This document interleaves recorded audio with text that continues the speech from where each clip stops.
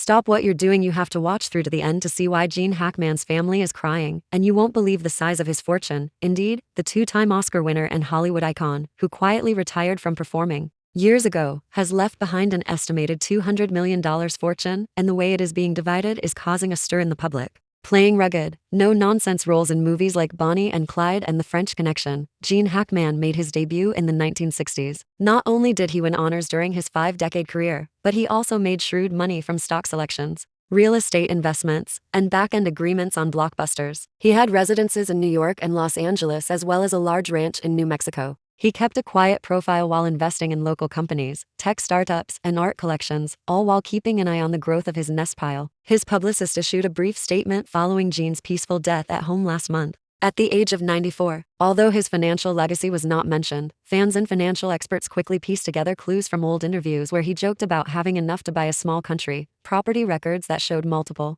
high-value real estate holdings, and longtime managers who confirmed his investments. It was widely known that Gene Hackman had a huge wealth by the time the estate attorney submitted the will to the Los Angeles Superior Court. According to reports, Gene left his two daughters, Elizabeth and Christine, the most of his assets in his will, with each receiving over $80 million. A $20 million trust for his 50-year wife Betsy's lifetime care is designated as its executor and beneficiary. An additional $10 million has been allocated for close friends, former co-stars, and longtime employees, including drivers, assistants, and makeup artists who have remained faithful over the years. The remaining $10 million is designated for nonprofits that Gene discreetly supported, such as local theaters, wildlife conservation organizations, and children's reading initiatives. The idea of a woman and two daughters suddenly sitting on 9-figure sums may seem like a dream come true. People who know the family, however, claim that the reasons behind the tears are not just financial. Betsy and Gene were close-knit, modest individuals who appreciated simplicity. They preferred a simple ranch house and quiet dinners at home, never showing off their wealth with private jets or gold-plated cars. In his well-known statement, Gene stated that he would rather to be the richest man at the local diner than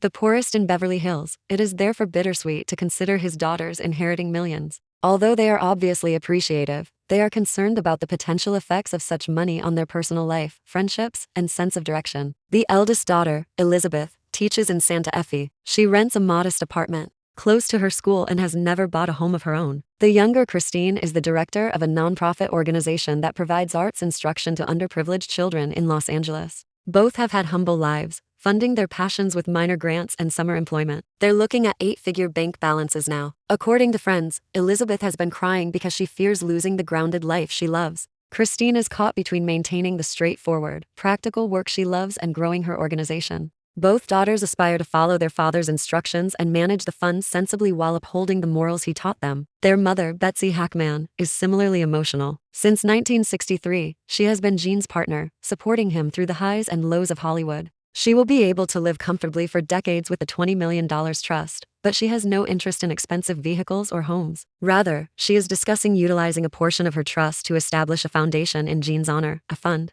that will provide mentorship and scholarships to aspiring performers from small towns. Gene is passionate about this cause, and Betsy sees it as a means of preserving his legacy. However, there are difficulties in dividing up a huge estate like this. Since it is a family home with decades worth of memories, the ranch in New Mexico is difficult to sell. Only one of Elizabeth and Christine can retain it, even though they both want to. Even that decision has caused them to cry, even though they decided to let Betsy make the final decision. They spent their summers learning to ride horses, seeing the stars by the fire, and hearing their father's stories on the ranch, which is more than simply land. It's devastating to lose half of that ancestry. Additionally, there are tax ramifications. The family must pay millions in inheritance taxes even with careful estate preparation. To pay for it, they will have to sell some assets, such as the Beverly Hills home or the flat in New York. It hurts to consider selling parts of their father's history. They have contemplated converting the house in Los Angeles into a museum dedicated to Gene's life, which would be accessible to the public one weekend each month. The taxes would be covered by admission fees. Although it's a novel approach,